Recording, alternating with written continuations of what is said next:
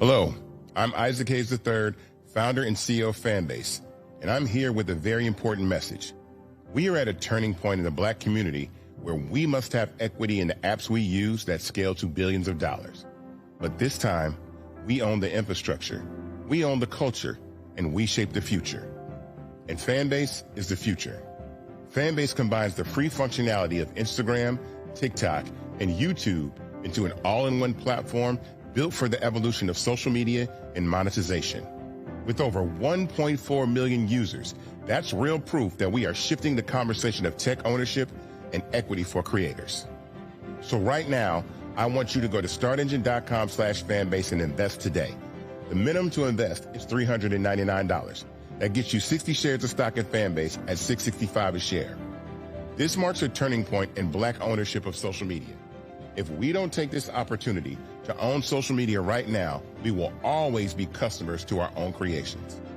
And that can't go on. So once again, go to startengine.com/fanbase and invest today.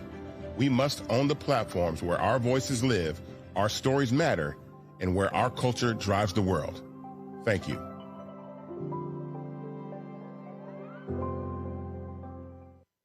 Folks, Black Star Network is here. Hold no punches. I'm real revolutionary right now. Support this man, Black Media. He makes sure that our stories are told. Thank you for being the voice of Black America, Roland. Stay Black. I love y'all. All momentum we have now, we have to keep this going. The video looks phenomenal. See, there's a difference between Black Star Network and Black-owned media and something like CNN. You can't be Black-owned media and be scared. It's time to be smart. Bring your eyeballs home. You dig?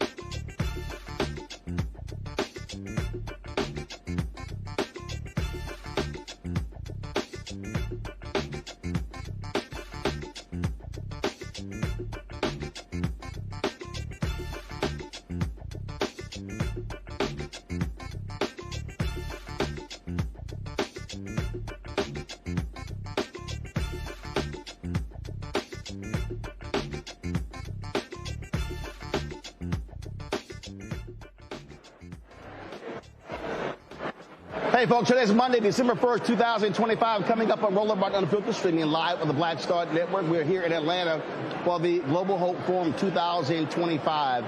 It kicks off tonight in just an hour. It's going to be talking about crypto, Bitcoin, all the digital currencies. Also entertainment, Deborah Cox as well. Lots of things that are happening over the next couple of days. Bishop T.D. Jakes, among others, will be speaking here at this annual conference, and we'll have more over the next couple of days. Also on today's show, Indiana Republicans are moving forward with a gerrymandering. They will destroy 2 Democratic seats. One of them, Congressman Andre Carson of Indianapolis. So we'll tell you about that, but it's not guaranteed it's going to happen. Also, Axios talks about the attack on Black history. We'll talk with their Midwest editor about how Donald Trump's Pentagon has banned nearly 600 books by African-American authors. Also, on today's show, we'll break down the Fox News back in the culture war gutter. And so, you don't want to miss this absolute foolery. Also, an appeals court makes it perfectly clear that Donald Trump's attorney general in New Jersey, appointed illegally, cannot serve as a U.S. attorney for that area. Plus, Georgia Republicans' youngest Black executive committee member resigns after trying to hook up with a 14-year-old boy. That and more. It's time to bring the funk on Roland Martin Unfiltered on the Black Star Network. Let's go. He's got it. Whatever the best, he's on it.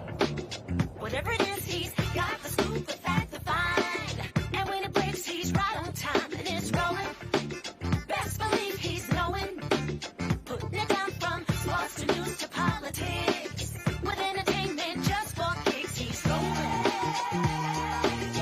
It's on go, y'all. It's Roland Martin,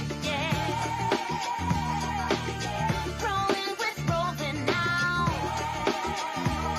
He's funky, he's fresh, he's real, the best, you know he's Roland Martin now.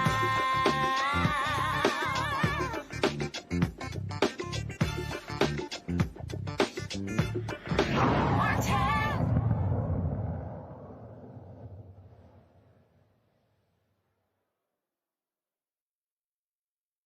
This is a live look at the 2025 Global Hope Forum. Thousands of people have registered for this conference, focusing on economics and its impact on our community. Over the next couple of days, we're going to be sharing with you a number of stories and interviews from here, talking to a variety of folks. And so we look forward to sharing that with you. This is probably the 8th or 9th year to actually broadcast from Global Hope Forum, and so we look forward to doing so. All right, folks, let's talk about politics. In Indiana, Republicans unveiled a new congressional map that, if passed, would remove all Democrats in Indiana in 2026. Right now, the delegation is 7-2 Republican to Democrat. Their map would make it 9-0, eliminating 2 Democratic seats, including that of one of Congressman Andre Carson. Now, this is a dramatic effort. Frank Mervar's district in northwest Indianapolis would also change. Under the map, Berrien County, which includes Indianapolis as a major Democratic stronghold, will be divided into 4 districts to dilute both Democratic and Black voting power. Remember, Republicans in Tennessee did the exact same thing with Nashville. The most significant political change in the 2021 congressional map struck by Republicans as the 2020 census strengthened the GOP's hold on central Indiana's 5th district. Joining me now from Hammond, Indiana, is State Representative Carolyn Jackson, Vice Chair of the Indiana Black Legislative Caucus. Representative Jackson, glad to have you on the show. Now, here's the deal. It's not etched in stone. We have emergency 2 Republicans, senators, who have said that they are not going to support this effort. And so what we've understood, and please let us know, do Republicans actually have the votes? We know that Donald Trump has been targeting them, inviting them to the White House. One Republican said, wait a minute, this violates the Hatch Act. So what's the likelihood of this new map passing? You know, I think that there is a very strong likelihood that this map will pass. However, we just got the information literally a couple of hours ago. And we are in the process of going through it, looking to see where we can try to stop and to try to file amendments and do what we can to let our community's voices be heard. Because clearly, Hoosiers have already spoken. They have said that they do not want the maps redrawn. There are quite a few senators who have voted against it. However, I don't know if you know it or not, but they have been targeted with bomb threats, with the swatting, and all kinds of things like that to try to force them to change their mind. But the question is, once it leaves the House, should it pass the House, which I feel it will they continue to hold to their word of voting against it? Yeah, because for a while there, you had Indiana Republicans that said, sorry, we're not moving forward. They were adamant against it. Donald Trump kept putting pressure, inviting them to the White House. And then all of a sudden, that began to change. Cracks began to appear. Like I say, 2 Republican state senators right now on record are saying they're not going to support this. There were hundreds of people who were at the Capitol today protesting this action as well. That is correct. And with those people coming out and protesting, contacting their state legislators and letting them know that they are not for this, I hope that the legislators will listen to their constituents, because their constituents don't want this. They know it's wrong, they know it's cheating, and they know that the only reason why we are in session now is to carry Donald Trump's water, basically. So how are African Americans being rallied in Indiana to be against this map? Obviously, they're in Indianapolis. As I said at the outset, what Republicans in Indiana want to do with Indianapolis is exactly what Republicans in Tennessee did when they carved up Nashville into 4 separate districts, splitting that up, guaranteeing that there would not be a Democratic member of Congress from Nashville. That's what they're trying to do with Indianapolis. Yes, voters are angry and very upset. We had voters come down from Northwest Indiana, which is about a 2.5 or 3 hour drive. I don't know if you know it, but it's snowing here. The weather is bad. We've had a lot of unsafe conditions on the highway, but they came down here anyway to speak up, speak out, to let their voices be heard, to say, no, we don't want this. I have not had not one of my constituency contact me and say, Representative Jackson, I certainly want you to support the redistricting. I have not had one. My phones have been blowing up, and all of them say the same thing: no redistricting. The same thing with my colleagues who are in Indianapolis. Not one of them has received a telephone call or email or any correspondence saying, please, please redistrict. They're all saying, no, we don't want a redistricting done. This is unprecedented, and we know it's cheating, and it's specifically done to liquefy our votes and to liquefy our voice. They don't want to hear what we have to say. Well, and obviously one of the issues that people are looking at, the violation of the Voting Rights Act, that's one of the issues that we have. But again, Republicans, they're looking at Republicans right now. The Supreme Court is looking at a case, and so we don't know if the VRA is going to even have that impact. And so we're waiting that Supreme Court decision. And so if the Supreme Court rules against, frankly, Section 2, this case out of Louisiana, that could greatly impact the ability to fight these gerrymandered maps, these racist gerrymandered maps in federal court. Absolutely. But the reality is what they're doing is it's unlawful, it's illegal, and they don't care. They're doing everything they can to force their way and wait for the results later, hoping that it gets to the Supreme Court where Donald Trump has all his cronies there, where they can say, no, it's okay for you all to do this. That's just basically wrong.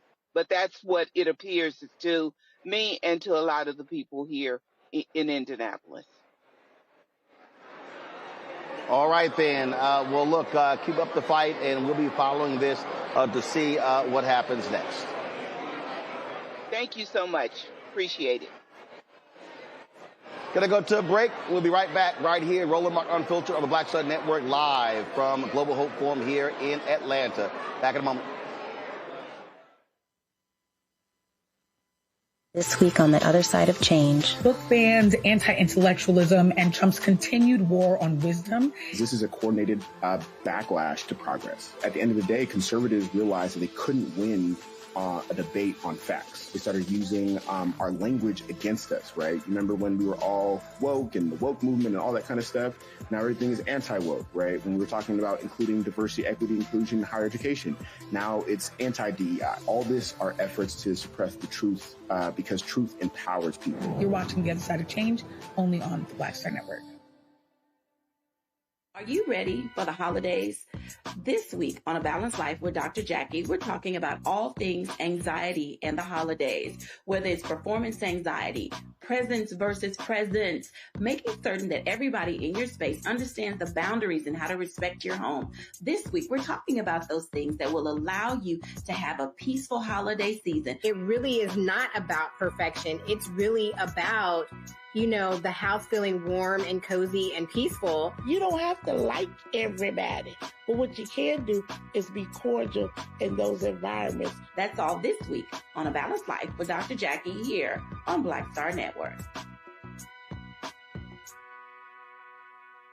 What's good, y'all? This is Doug E. Fresh, and you're watching my brother Roland Martin Unfiltered as we go a little something like this. Hit it. It's real.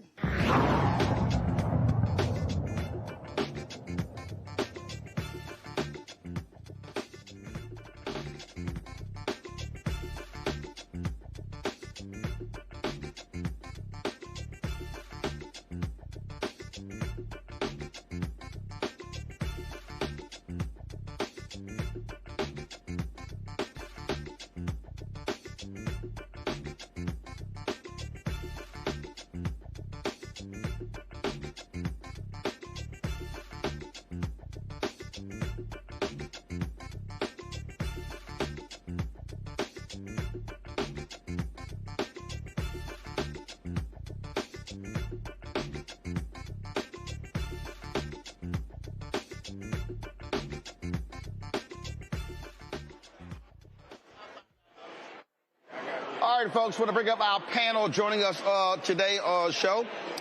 Cameron Trimble. Cameron, of course, formerly worked in the Biden administration, digital director there.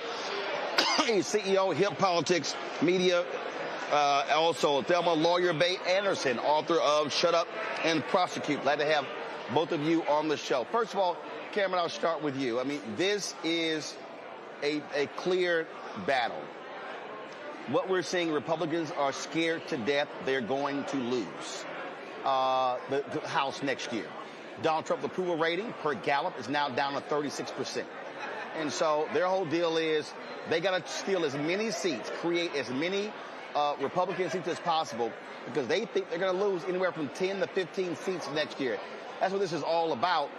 And Democrats have to fight this tooth and nail. The problem that we still have is this right-wing Supreme Court. Yes, hearing about what's happening in Indiana, and just for full disclosure, both of them, I'm highly connected to both of those seats. My parents actually live in the district represented by Andre Carson, and have worked with him for years. And we actually worked on some ads and stuff up in Northwest Indiana for Frank Marvan, which includes Gary, Indiana, obviously a place many people know as the home of the Jacksons.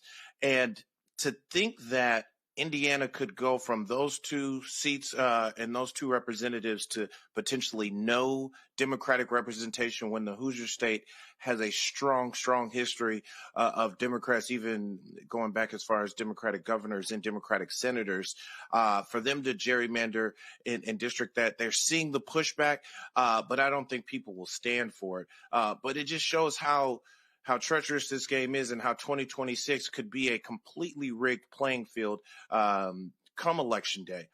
So I'm really hoping that they don't get those votes in the state house. But if they do, it is not a foregone conclusion we'll lose them, even if they split up Indianapolis.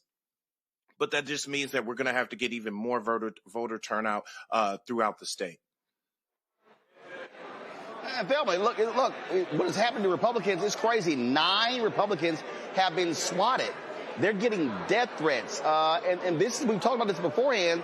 Republicans, a lot of them are scared to death of Donald Trump and his MAGA supporters because this is the kind of heinous actions that they will do. They will literally threaten the lives of these people if they don't do what Donald Trump wants them to do.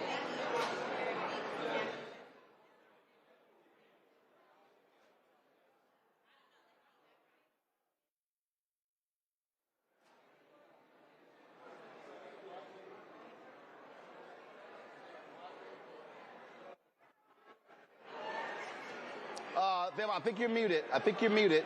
Unmute your mic.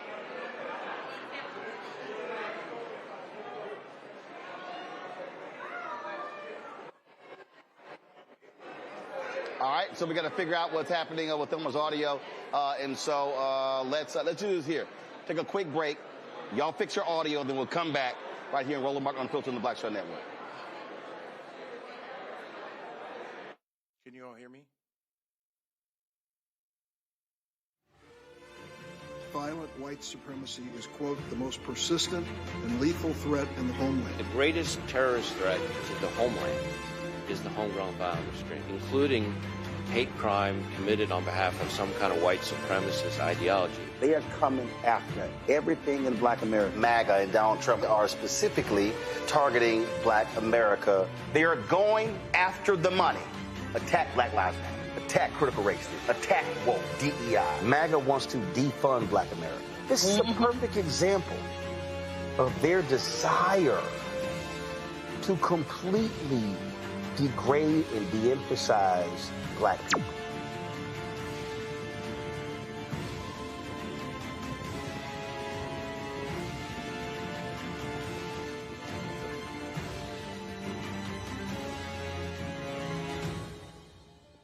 Next on the Black Table with me, Greg Carr.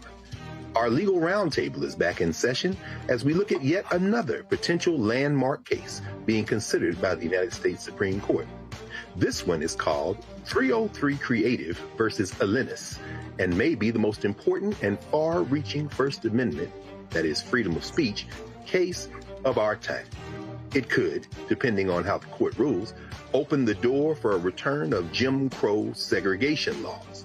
It's true. If you say we can discriminate against one, you're saying we can discriminate against all. That's on the next Black Table. Don't miss it. Right here on the Black Star Network. Hey, yo, what's up? This is Mr. Dalvin right here. What's up? This is KC. Sitting here representing the JODECI. That's Jodeci. Right here on Roland Martin Unfiltered.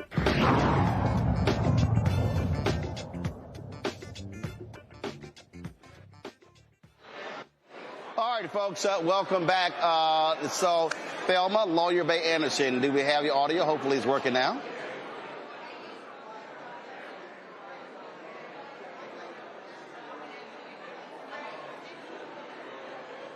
Thelma, can you hear me?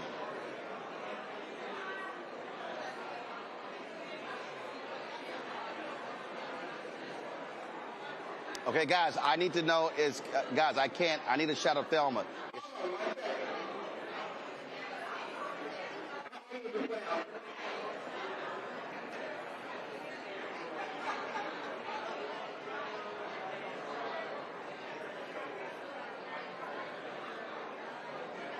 I don't understand how we had her in the break, but we don't have her now.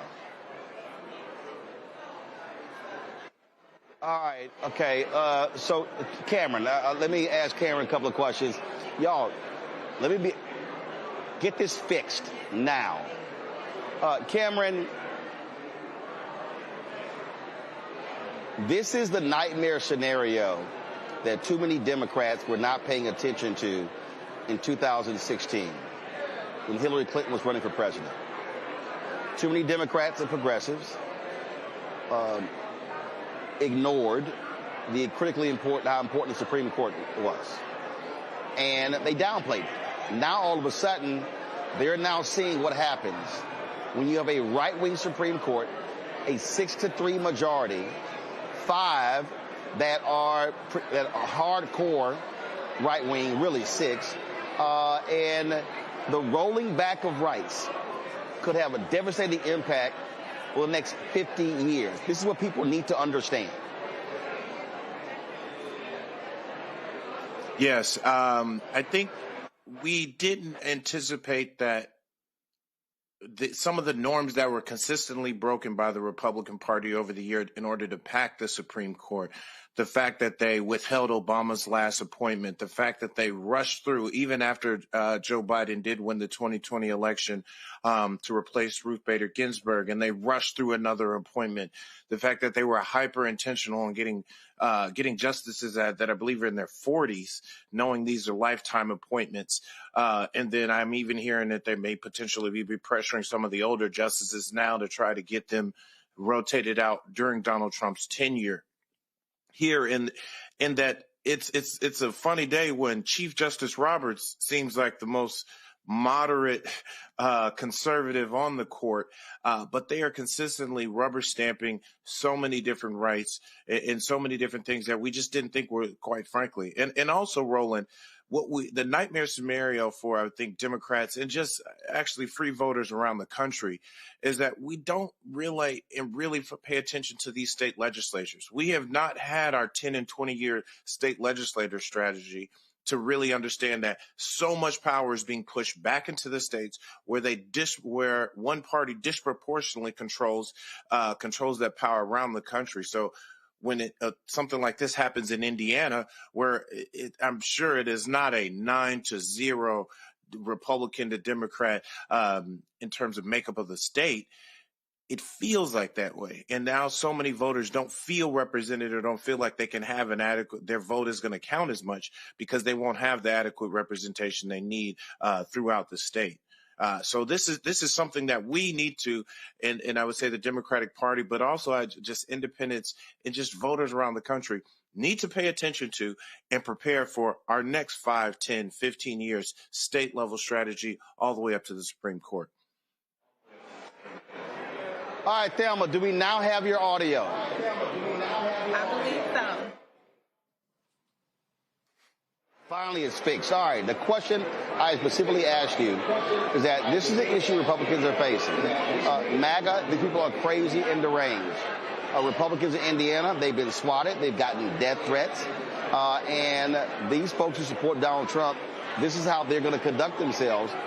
And hopefully you're going to have some Indiana Republican senators who have the guts to stand up and say, no, we're not going to bow down to these fascists.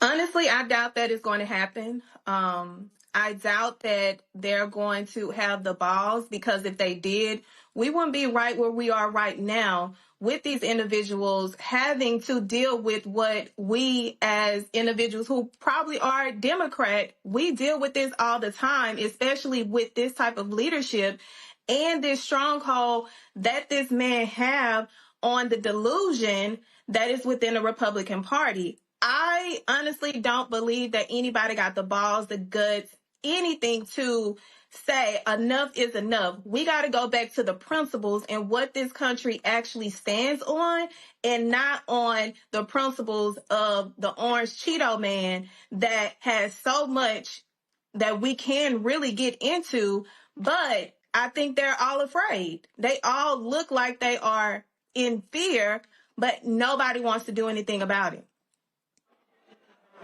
But also, Thelma, I think this is where Democrats have to understand they have to play hardball. They have to understand that this is about power. These folks want power. You can't reason with this. So you've got to fight for power, to take power from them the same way they're trying to hold power. Yes. I believe the same way that MAGA targeted their base by fueling that what was already built in them, the Democrats got to do the exact same thing. We are tired of them sitting on the sidelines, being mute and some of them not cute. But we are tired of them sitting on the sidelines, letting them run this country into the ground. You got to stick up. You got to stand firm. You got to hold the line. And that's simply what the Democrats are missing. I'm hopeful that they are getting information like Beyonce, because if they continue down this road, we are going to continue to fall behind, and people's rights cannot afford them sitting on the sidelines like they have done these past few years. And that particular point there, Cameron, I've been making it clear to people that what we have to understand, again, this is about the next 50 to 100 years. What you're seeing from MAGA, from these Republicans, it is white fear. My whole book is about that. The whole book is about white fear. And what they have to understand is what we're dealing with here is that they are afraid of the browning of America. And so all of these attacks have a direct result on the power, the political power of black people, the political power of Latinos. And Latinos had better wake the hell up. They don't give a damn about them either. But this is absolutely a massive attack on black America and our future. Yes, this is something that unfortunately black folks have gone through before, but I don't think this kind of power and this kind of grab for minority, specifically for black political power, black economic power, black voting power, has happened since the Reconstruction. So we're talking well over 100 plus years since we've seen this type of stripping away of our power. And the problem is, while it's happening right in our face, I feel like it's happening still kind of quietly, piece by piece, where we are not rising up. We're not doing as much as we can to stop it. And we're going to look up, and it's going to be, we won't have many places of recourse, because as if the highest court in the land is backing this and setting precedent and setting legal precedent that every other lower court controls and upholds, then that means when we do try to sue our way into some of these rights backs, when we do try to wrestle back some of these rights backs on a federal and a state level, we won't really have the legal recourse to do so.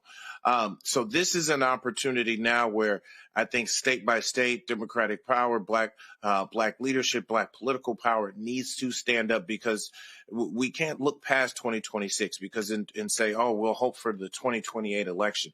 The 2028 election will not be here. We will not have the same votes power or checks, or the proper checks and balances to even be able to hold on to the little bit of power we still do have. But here's the thing here, Thelma, that I think people understand. There was a case that originated out of Arkansas. It's not been affirmed by a conservative appeals court. And in that particular case, they argued that only the Department of Justice can file voting rights lawsuits. That means that if this lawsuit goes all the way to the Supreme Court, and the Supreme Court affirms that lower court decision, that means that the NAACP Legal Defense Fund, Lawyers Committee for Civil Rights Under Law, Transformative Justice Coalition, Black Voters Matter, ACLU, Mark Elias's group, that third-party groups cannot file voting rights lawsuits if this holds. And this is what I'm trying to get our people to understand.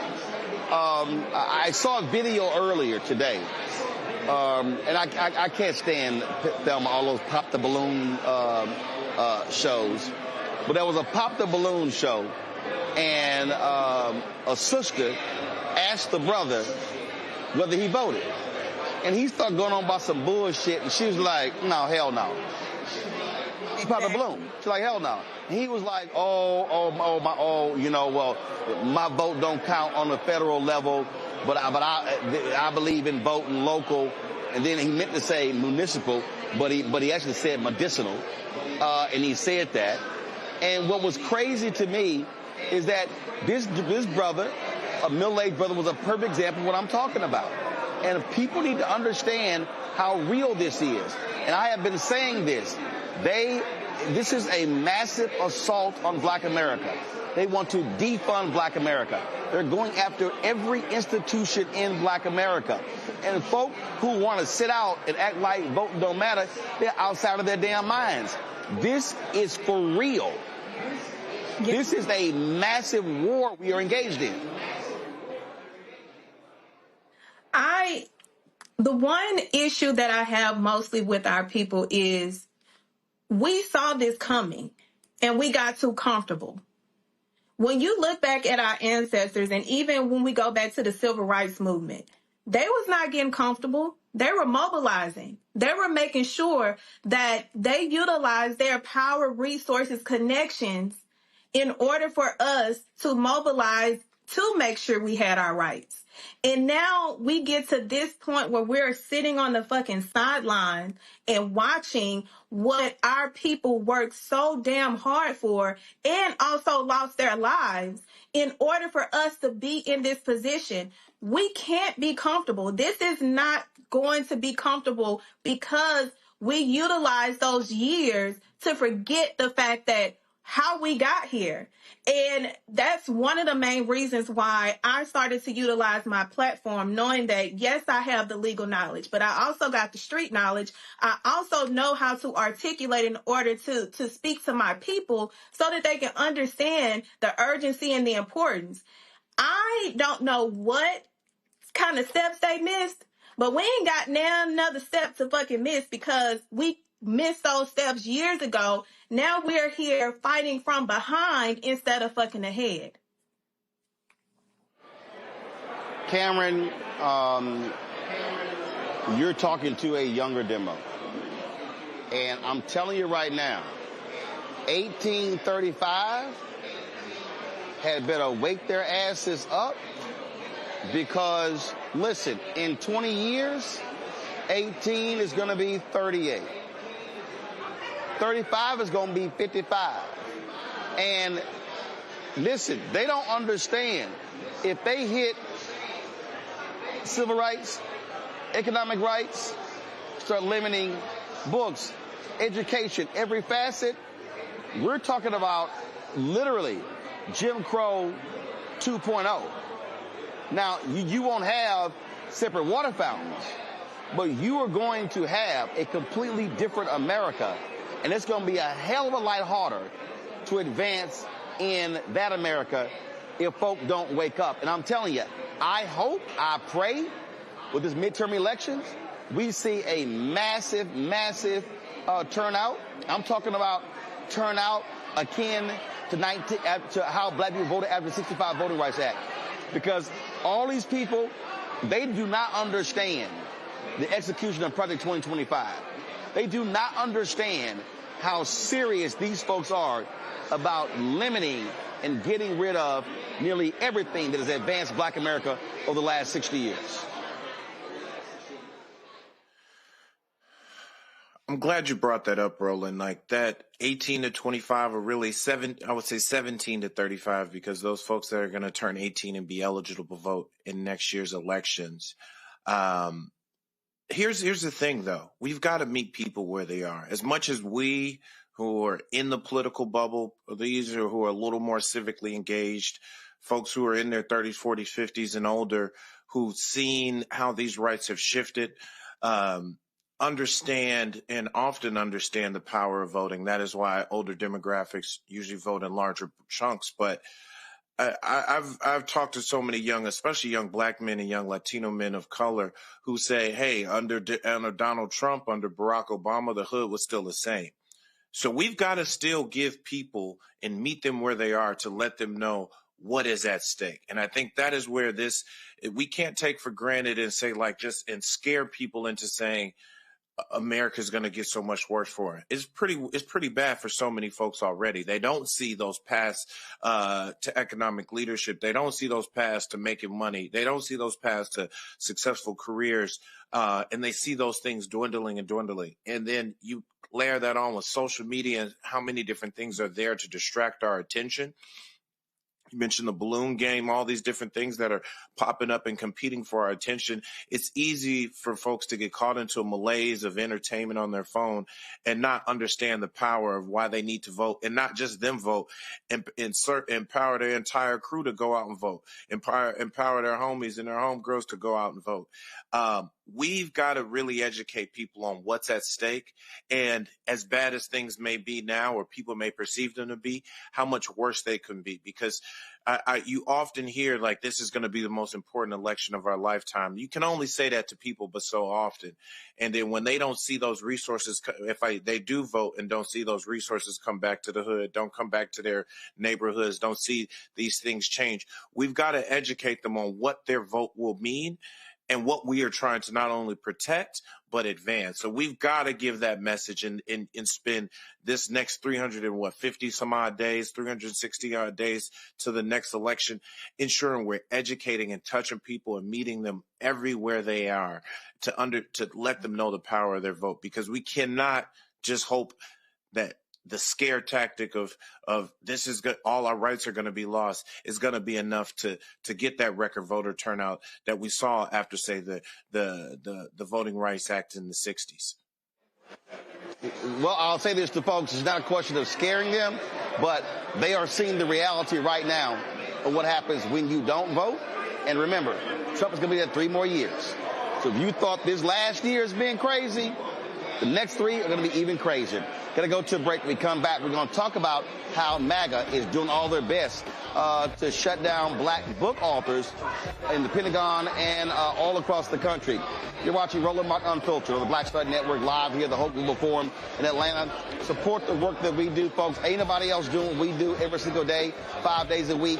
Speaking of Black America, if you want to contribute to us via Cash App, use the Stripe QR code. You see it right here in the bottom left-hand corner. PayPal is R Martin Unfiltered. Venmo's RM Unfiltered. Zelle, Roland at RolandSMartin.com. Roland at RolandMartinUnfiltered.com. Checks and money order. Make it payable to Roland Martin Unfiltered.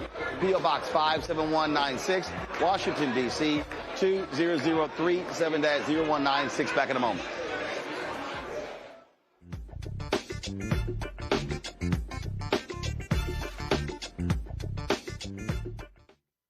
Said the quiet part out loud.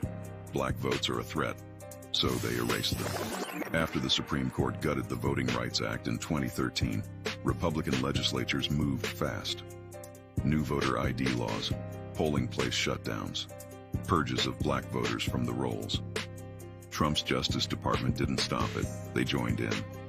In 2018, his DOJ backed Ohio's voter purge system, a scheme that disproportionately erased black voters. Their goal, erase black votes and political power. Yeah, that happened. These are the kinds of stories that we cover every day on Roland Martin Unfiltered. Subscribe on YouTube and download the Black Star Network app. Support fact-based independent journalism that centers African Americans and the issues that matter to our community.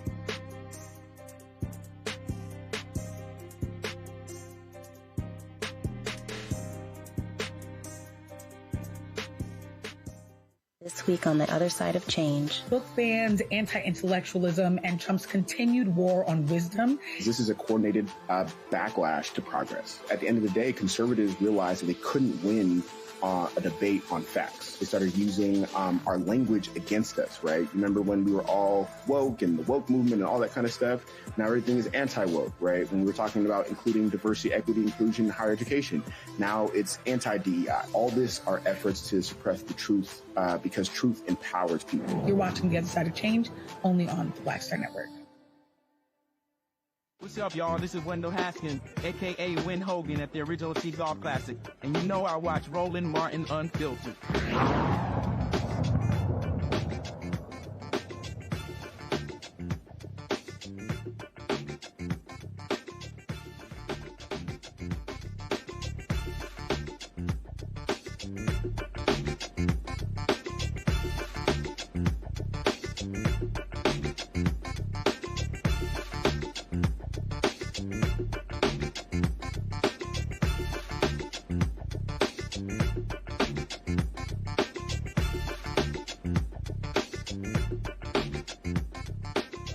Forum in Atlanta right now. Pastor Jamal Bryant is speaking. We're going to take that for a couple of minutes, then come back and talk to my next guest.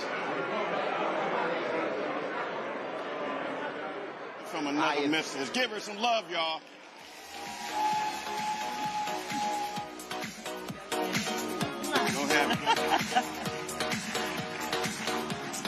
Good evening, everyone. everyone. Don't you look fabulous? Great to see you out here. Hello. Wow.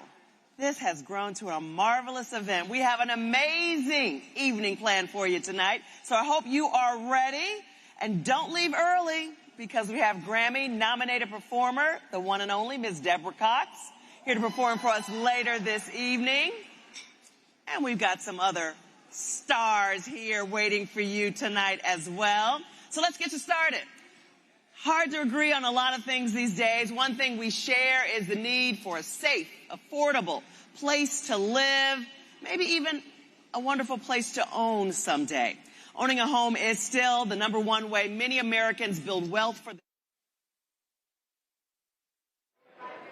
All right, folks, we're going to go back into the room. We're going to be going back in and out, but let's talk about our next story. It's been a slow but gradual process for the MAGA movement to eliminate not just laws, but they also want to attack the education. Now, remember, if you get rid of the information, then you could truly impact people. Axios published an article titled "America Stares Down the Erasure of Black History and Progress," which examines the unprecedented rollback of civil rights advancements. Managing editor Delano Massey joins us from Atlanta. Delano, glad to have you here. And just take folks through how widespread this is. I've been saying for months that MAGA wants to defund Black America, that they're attacking every aspect of Black America. Walk folks through what you laid out in your story. Yeah, Roland, thank you for having me on to have the opportunity to talk about this. This is something that I think a lot of people have been watching since the beginning of this year, probably in the last 8 months. But Onyx Impact actually was able to quantify it, and they took the things that we might have been talking about anecdotally, and they put this all in one place. So we were able to see that there are certainly cuts that have been happening to HBCUs and minority institutions to the tune of $3.4 billion, and it breaks down in different things, including research and data sets. So what they looked at was some of the cuts that were made to sickle cell, and as you know, that disproportionately affects Black people. We also noted in there that, Black maternity, mortality, Black men in cancer research. So those were some of the things that were eliminated. 591 authors that were mostly Black. And you have people like Toni Morrison or Ibram, whose books have been routinely listed as being blackballed or being on those lists, and to a record number of books that have been banned. Looking at minority businesses and the effects of unemployment, especially as it pertains to Black women. So what we tried to do is look at this full report and then break that down so that people could really understand the things that have happened systemically over the last several months. And now, one of the things that really jumps out, again, the attacks on books, education, what's happening in the Pentagon, how they've been getting rid of all of these Black book authors. And again, I keep saying, I go back to George Floyd, the death of George Floyd. And they said we're going to attack Black Lives Matter in 2021. It was woke in 2022. It was CRT. 2023, it was woke. 2024 is DEI. And so what you are seeing this constant attack on Blackness in every aspect whatsoever. Yeah, I mean, this is ultimately what the researchers with Onyx Impact had discovered. Some of the things that we know sort of anecdotally that have been happening, the push to eliminate diversity, equity, and inclusion initiatives and programming, whether it was in the schools, whether it was in federal businesses, the museums, et cetera. They were able to basically to pinpoint that some of this has been the weaponization of DEI, similar to woke, and as you mentioned, critical race theory or CRT. Using, this as a political chip and basically making people believe that this is it's a dirty thing, or there's an unfair advantage that actually comes with this. And that was actually one of the things that the White House had pointed out when I reached out to them on this article. They feel as though they've been doing a number of things that have actually leveled the playing field and eliminated an unfair advantage that they perceive DEI has given, especially as it pertains to minorities. So when you look at this and your story sort of lays it out, and I keep just yelling for people, this is massive. This is comprehensive. This is not just, one or two things. This is a wholesale attack on Black America. Yeah. One of the researchers that was involved in this was Maya Wiley of the Leadership Conference on Civil and Human Rights. They also released a poll last month that basically taps into people's emotions and how they're feeling in this particular moment. That over 57% of people, I believe, think that there's a chance for there to be a civil war, that people feel like that this idea that there is reverse discrimination, that's actually not really true, right?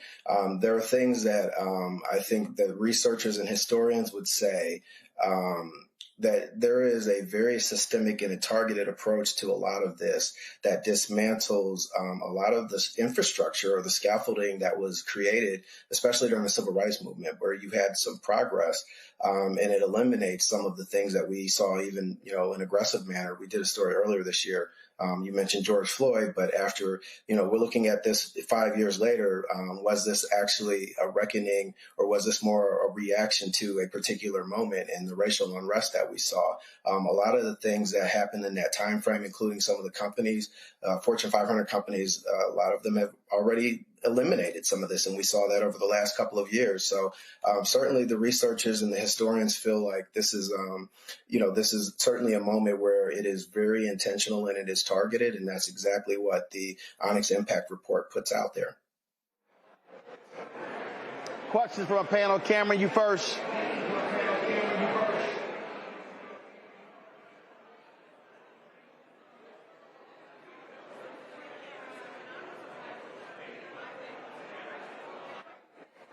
Cameron, turn your mic on.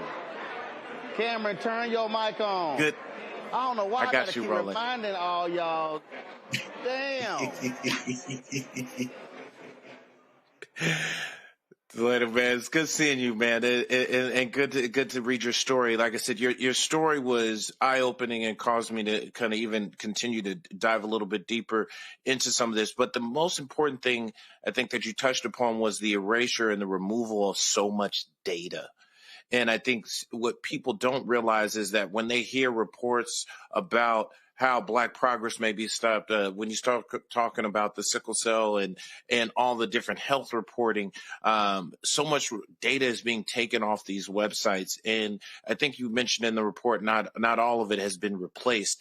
Did any of your reporting come out like, is there any recourse for organization and watchdog groups and so many others to be able to get back the data on the reporting of, I would say, the overall state of Black folks, of Black economics, Black health, all those different things? Like, what do we do to be able to capture that data and make sure we're able to, it's put back out there for the public? Yeah, I think that's part of the challenge, right? This is the concern that certainly the researchers have, because if that data is not there, then it's almost like it didn't exist, and it also it makes it a whole lot more challenging to be able to find remedies to certain issues, right? Like sickle cell or maternal health.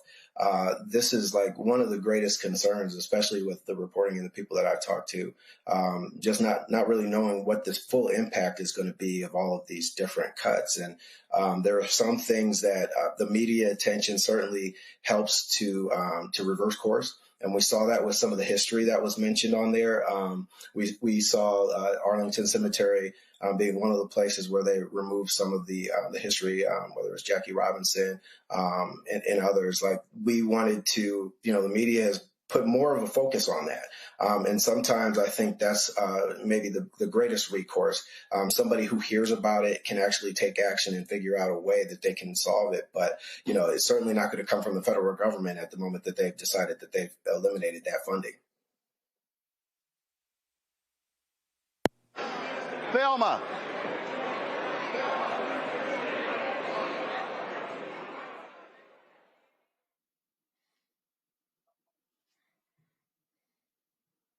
Thelma, is your mic on? Man, y'all gonna keep these microphones on. I keep telling We y'all. millennials. We millennials. We only. Hey. Listen, you know what? I'm going to tell you right now. What's that mean? Hey, now I'm going to tell you right now. Henry, remember this. We were in Atlanta, and there was a judge here, and she had a staffer who was millennial, and she was like, Judge, why you always best dog a millennial? Because y'all do millennial shit. Yeah. So millennials and Gen Z, listen, damn it, I'm Gen X, and turn the damn microphone on. Now go ahead and ask your question, Delano. Hi, Delano. One of the questions that I have, because as of recent, I have been diving more into the history of our people as far as in the legal aspect of it all. I know there's a location, one specific, the Equal Justice Initiative Museum, that when I went, it blew my mind. And I've been back more than one time. And I was just mind blown because a lot of the history that was in there, I didn't see that in the school system. I didn't see that taught to us when, of course, we have our traditional Black History Month. And I was embarrassed. I was like, I don't know my history the way that I thought that I did. So with that, do you think with locations such as Equal Justice Initiative or any other organization can be utilized to retain such sensitive data that is going to be needed based on the destruction of this administration that got 3 more years? And I know in 3 more years, it can wipe out everything. You know, there's I think a very wise person once said to me that innovation sometimes comes from necessity. And what we know in this particular moment, and some of the people that I've talked to, certainly some of the civil rights organization leaders and others, you mentioned that museum in Atlanta. I certainly think that the Museum on Civil and Human Rights is great. It just reopened recently and they renovated it. I think there are a lot of entities and also people who understand the importance of doing the work and making sure that we capture it, making sure that we capture our history, and that we're able to sort of retell our history. Because one thing that's clear throughout the course of history is that ultimately it winds up being left to each generation to figure out how they're going to retell some of these stories. Because even in the case of news and the media, it is harder in a lot of ways to get those stories told, which was one of the things that was supposed to have been an outcome of the 2020 reckoning, if you will. And so being able to actually be the ones to tell the story and to pass that down, I mean, ultimately, that's why you have griots and people who pass that information down generationally. But there are museums that are here. We have people who are trying to conduct this work and trying to capture a lot of this information right now because they know the importance. And they're also very much worried about the very real possibility that information might not be available. All right, then. Well, listen, our whole point here is to inform folk, let them know what's going on so they can be aware. And I'm telling you, I need our people to realize they cannot be asleep at any of this. And so, Delano, great reporting there. Folks, go to Axios.com to check out Delano's report. Also, we'll link to Keenan, you know you're watching. We'll be sure to put a link to Delano's story on BlackStarNetwork.com. And so, folks, if you go to BlackStarNetwork.com, you'll be able to see Delano's story, click through it to actually read his story. Delano, I appreciate it. Thanks a lot. Thank you. Appreciate you. Folks, I keep telling y'all the right wing wants America to be white. That is their focus. My book is White Fear. When we come back, I'm going to show you what a commentator on Fox News said. Well, basically what she's saying is, if y'all ain't white, y'all ain't right, and we don't want you in our country.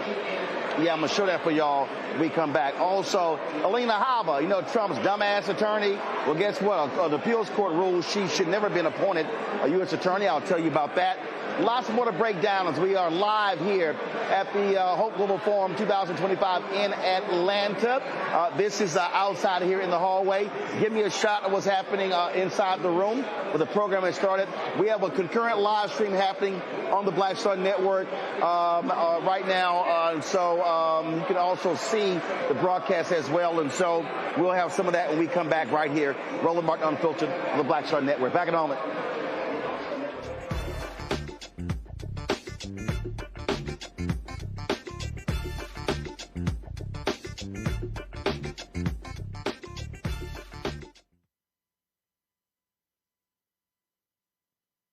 Next on the Black Table with me, Greg Carson. Our legal roundtable is back in session as we look at yet another potential landmark case being considered by the United States Supreme Court.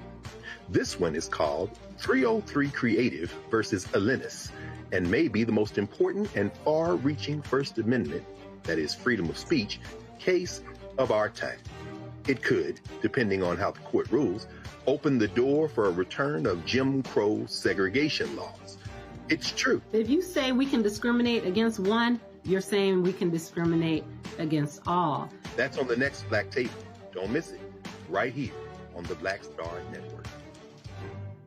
This week on the other side of change. Book bans, anti-intellectualism, and Trump's continued war on wisdom. This is a coordinated backlash to progress. At the end of the day, conservatives realized that they couldn't win a debate on facts. They started using our language against us, right? Remember when we were all woke and the woke movement and all that kind of stuff? Now everything is anti-woke, right? When we were talking about including diversity, equity, inclusion, higher education, now it's anti-DEI. All this are efforts to suppress the truth because truth empowers people. You're watching The Other Side of Change, only on the Black Star Network. Hello, hello, hello. I'm Jerry Johnson from Harlem on Prime, and you're watching the Black Star Network.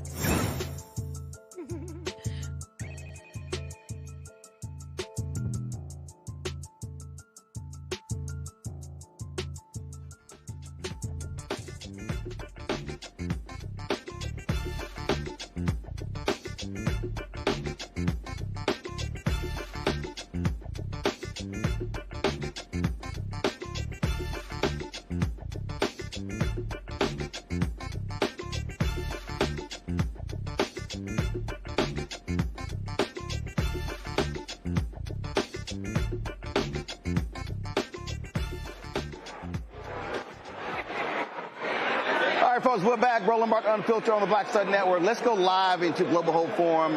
Let's hear some of what this conversation is taking place on the main stage. Whether you have a big staff or a big budget, or you're just starting out. Yeah, I don't think many people knew that you could do that, because I think a lot of us look at like a Matterport or something, and we think that you need to hire somebody also to help. I tease this, like I know we are all maybe a little bit tired of talking about AI, generic AI. So I really want you to be specific with me in this next section, which is where you see it actually measurably improving the experience for home buying, for finding somebody, for finding homes. Yeah, I think you'll see it show up in the cracks of all the things you're already doing, is kind of the way I think about it. Of course, AI is something we go to ChatGPT or we go to Google Gemini and we ask it questions in new ways. We're all going to do that. Hopefully it will answer more questions than we can answer today. But it already exists in generating the listings I talked about. It exists in the agent software that all of our agents are using. We have more than 100,000 agents that use our agent software. It's a software system called Follow Boss. No one who's not a real estate agent would ever know that software system. But 100,000 agents every month are using it to respond to clients. It summarizes every one of their calls now. It summarizes their history so they don't forget things. It reminds them of appointments, and it schedules appointments for them. So it's making them more efficient. It's making them do a better job, because who wants to spend their day on a checklist? They want to spend their day consulting with clients, doing research for clients, helping clients prepare offers. So that's live today, and many buyers, sellers, renters would never see it, but it's powering the real estate experience right now. And I imagine that as this improves, this is what you talked about earlier, which is you see the relationship between Zillow, the platform, and the agents getting closer and closer, strengthening that through technology. If you ask any real estate agent, do they want to spend their time on a checklist in software, or do they want to spend their time talking to their customers, learning what they want, trying to win an offer, trying to win a negotiation? They're going to pick the latter, right? Every one of them. So if we can build software that does the former, that does the busy work, they get to do the people work. So with AI, there's also concern about the algorithms. Is it biased? Is the data clean? Yeah. When you're building these tools and you're using these tools in your platform, how are you ensuring that this is all being done fairly, equitably? It's really important to build AI responsibly. I would make that statement broadly, but I'll definitely make that statement for real estate. And we've learned that in working with a lot of the big players in AI from the beginning. Early on, we worked with OpenAI and Google on integrations and helping them answer real estate questions to show them how quickly you could ask an LLM a question that would answer with a fair housing violation. It would answer with something that just violates fair housing laws because it hadn't been trained. And so we built a trainer, effectively, a fair housing classifier that we use, that we give to everyone to use. It's open source. So you can train a model to say, I can't answer that question, or here's the only way I can answer that question, to help make sure the technology does the right thing. It's just like a simple example of how, as you develop these tools that are moving so fast, that yes, we need to have a little bit of regulation. We need to make sure we can build responsibly, but we have to do it so that we can keep innovating. And you have to balance those things. Well, one thing that you've said in the past, which I think is the through line. All right, folks, if you want to see the live stream, simply go to Black Star Network, our app, also go to our YouTube channel. All right, folks, I have been telling y'all that white folks in this country about white fear. They cannot handle the browning of America. So this was a segment on Fox News. And look, that's like king of the white folks, all right? And so check this out. They question whether certain cultures actually belong in America at all. So commentator Kaylee McGee White. Oh, that's a great last name, Kaylee McGee White. Here we go. She said it's asinine that people can't openly claim some cultures are, quote, quite literally incompatible. All right, so here's the video. We do not have any obligation whatsoever to anyone to allow them entry into our country and to all of the benefits that offers. We don't have any obligation to do that. And quite frankly, it's asinine that we can't have a realistic policy conversation about how certain cultures are quite literally incompatible with ours. It should be okay to say that. And more importantly, it should be okay to base our immigration policy on that. So I'm glad that President Trump is taking some steps in that direction because it is a long time coming. All right, so let me unpack that, all right? So what you're now seeing, you're seeing this in the United States, and you're seeing this, the same white folks in European countries. It's now becoming a reality to them that they stop screwing and they stop having kids, and you cannot have a future if you don't have people. So what is the most populous and the fastest growing continent? It's Africa. Okay, average age is 17. All right, so when you talk about the future, where do you think people are going to be coming from? So Elon Musk is constantly tweeting about the birth rates, the falling birth rates. He is flat out infatuated with the falling birth rates. Why? Because it's white people. White people in America stop screwing. They stop having kids. White people in Germany. White people in Italy. White people in Finland. White people in Ireland, white people in England. You can go all across Europe, these Western nations, and they stop screwing. So now they're freaking the hell out. They're freaking out because of black people. They're freaking out because of African immigrants. They're freaking out because of Latinos. And so that's what you're seeing. So I need people to understand the attacks that you're seeing in America right now, you're seeing happening all across the globe, because right now, 2/3 of the world we've known for decades, 2/3 of the world people of color. But now, that was fine when the Asians were in their countries and Africans were in their countries, Latinos were in their country. The problem now is you cannot have a future if you do not have people. I've done this segment way too many times. Y'all, it's real simple. It's very simple. And that is this here. So let me just break it down to you. Let's say right now you got a family. Mom and daddy had 8 kids. Let's say those 8 kids have 4 of those kids don't have any kids. That means that only 4 of their kids have children. Let's say they have 2 each. So you go from 8 children to having 4 kids having 2 each. That's now 8. But let's say 6 of those kids choose not to have any children. Well, guess what? Your bloodline is going to actually decline, because if you have a decreased birth rate, you're not going to have a family lineage. It's the exact same thing. In this country, you have to have people in order for you to continue. So when you look at a city or a town, a shrinking population, that means people move. Why is the Midwest of the country massive amounts of land and few people? Because you no longer have manufacturing jobs in those places. So if you grew up with a manufacturing plant in your small town of Iowa, Indiana, Illinois, Wisconsin, Pennsylvania, Michigan, Ohio, those Rust Belt states, now all of a sudden manufacturing plant leaves. If you're a kid in that particular town, you ain't staying in your town because ain't no jobs in your town. So you're going to move somewhere else. What then happens? You're not replacing the population. All right, maybe a lot of y'all don't understand. Let me explain it to you from a church. When you actually run into a preacher, and a preacher says, oh, I have 10,000 members.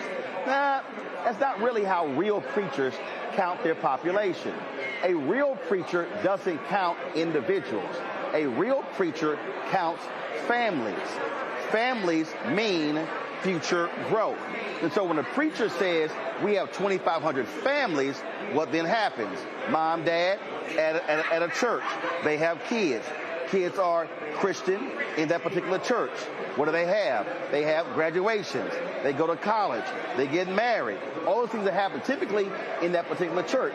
Well, if you're transient and all of a sudden, if you had 2,000 families or 1,000 families or 500 families or 200 families, now 5 years later, you have, let's say you're a small church, you got 200 families.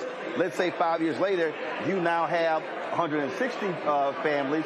Guess what goes down? Tithing goes down. Volunteer goes down.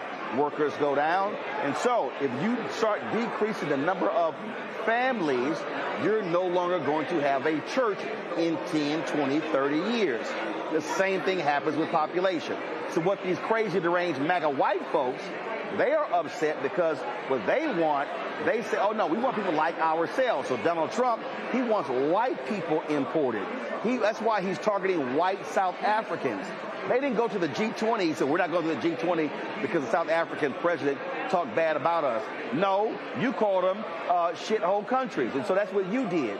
So you need to understand what's going on here.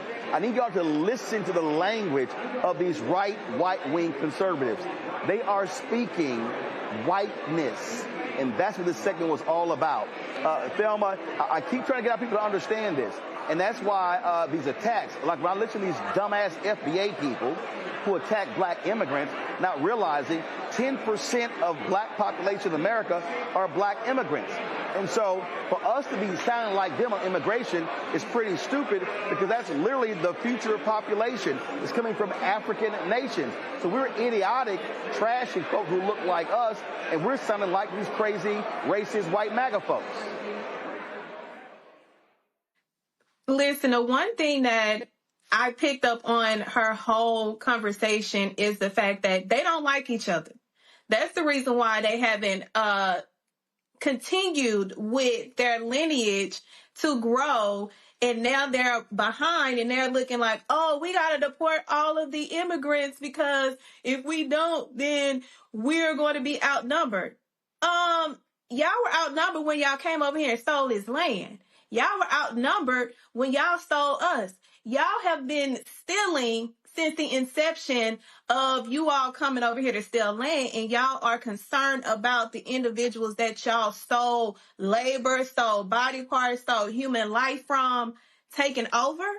We don't care, because if we started telling y'all that y'all need to be deported because y'all not really supposed to be here anyway, and y'all have no legitimacy here anyway. So if we really compare who's supposed to be in here, who don't, and who actually built this country on their backs, then they will be shipped out, not even with first class. They need to be shipped out the way that they came, in the thieves that they are. I mean, Cameron, the reason that's hilarious, there was a clip I saw of Alina Habba, and she was going off on television. Man, I should have pulled that clip. She was going off. Oh, here it is. She's been railing about safe harbor and bragging that, quote, America is America because we protect our own. This heifer's parents fled to America from Iran. I mean, it's amazing. You take Stephen Miller. Stephen Miller's own family says, well, if there was no immigration, he could not have been born here, and he would have been born somewhere else. It's amazing to listen to these people. When I was debating Patrick Bet-David, that crazy conservative, he's from Iran. He's talking about same thing, and I'm like, take your ass back to your country. It's amazing how these folks, like even some of the Latino voters, voted for a Trump immigration crackdown. I'm like, wait a minute. So you crossed illegally, but now you good, but now you want to send other folks back. So it's amazing listening to it, but really when you hear these white folks say it, their whole deal is they want America to remain pure, to remain white. They want blonde hair, blue eyes. That's what they want. And everything about their agenda is about whiteness. And that is the agenda of MAGA, of Trump, and today's Republican Party. And that's why they have no problem with Nick Fuentes. That's why they have no problem with racists, because they know those are their voters. The great American experiment, the democratic experiment, this country and how we were set up and how we've evolved has never really been seen in modern civilization before. And I think it is built with its ugly past of, like I said, erasure of the Native Americans as well as slavery, has still continue to evolve, and our strength has been in our diversity of this country from its inception to now. When we sit here and on other segments of other shows, you talk about how our education system is becoming unaffordable, or we're dumbing our kids down and not as many people are getting educated. Where do you think the minds of the future are going to come on to power our next great American innovations, power our next great American companies? We're needing those H-1B visas to source talent from all over the world. Where do you think the diversity in our food, our culture, our language, so much of the texture, our entertainment, and so many of the great ideas, people flee to America because they think this is a place they can come and they can have that right mix of people, the right mix of laws, the right mix of protections to be able to build the next great American company that further strengthens our power as a country and for us. So I think this is, when I hear such asinine kind of comments like that about shutting our borders, where they're very overtly saying things like, we don't want black and brown folks, we don't want people from these other countries, even though that's where some of the smartest folks may come from. That's where some of the hardest working people that come from, and those that have built the texture of every city, every rural, every state in the union. It's both scary, but it's something that every true American, whether you are born here, whether you are naturalized, whether you are here on a visa, and this is just the country that as you have now made home, our diversity is our strength. And I know they see that power dwindling, and they see this is no longer this is no longer as white of an America as it used to be. But I do believe that there are so many folks that see the power in our diversity, and really believe those lines that are on the Statue of Liberty that say, "Give me your tired, your poor, your huddled masses yearning to breathe free."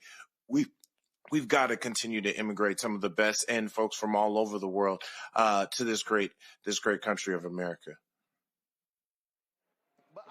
But the whole key here, Thelma, is I want our people to understand that this is policy. This is their agenda. And so we cannot be participants in the white supremacist ideology that these folks are advancing and advocating. And it's some black folks who are sounding just like these crazy-ass white folks. Listen, it always is that one or that few that is going to go against the grain and do what they see, quote unquote, their masters do and participate in the foolery of it all. And I'll be looking like, Did your ancestors come to you last night to remind you how the hell you got here and what the hell they went through in order for you to even be here, to have a voice, to be able to talk so reckless that you are and be irresponsible? It bothers me to see our own people think that we are still not a part of the damn struggle. The reason why they are going on this rampage is because their fears are being seen and being put out in front of their faces to actually see digitally that, oh shit, like our worst fears of the brown people utilizing their skills, the ones that we used to utilize for free, and we used to try to keep them from being able to flourish, is coming, and it's coming in the masses. And to see our own people sit up here and participate, and I'm like, did you take your medicine? Because you cannot be on the same damn planet, and the planet that the reason why we are in this position to have the power that we do have is because we come from a lineage that had to fight so fucking hard. And to see you trying to participate, or no, not trying, but participating in the bullshit of it all, we gonna ship you out. If you want to go with them, you can go with them. But as far as the ones that we got to fight for to maintain the fact that we are here for a reason and we are not going anywhere, no, we can't have any cracks. And these cracks in the ceiling is causing the roaches to come in. And I ain't talking about us. Oh, absolutely. All right, folks, 30 years ago, one D Magazine article posed a question.